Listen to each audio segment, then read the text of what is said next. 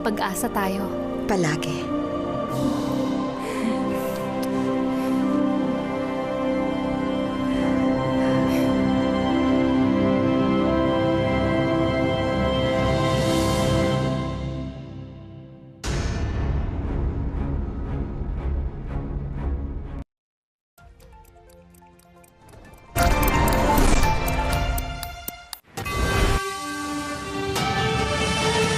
Magandang umaga all!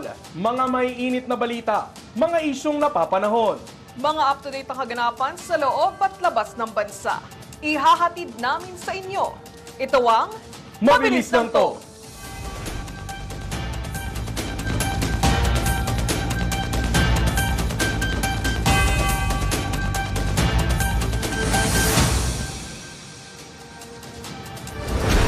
News update po muna tayo. Nagpakawala ng mild eruption ang Bulkan Kanlaon, 7:33 ng umaga ngayong araw. Ayon sa PHIVOLCS, tumagal ng 3 minuto ang pagputok batay sa seismic at infrasound records. Nagbuka ang bulkan ng makapal na plume na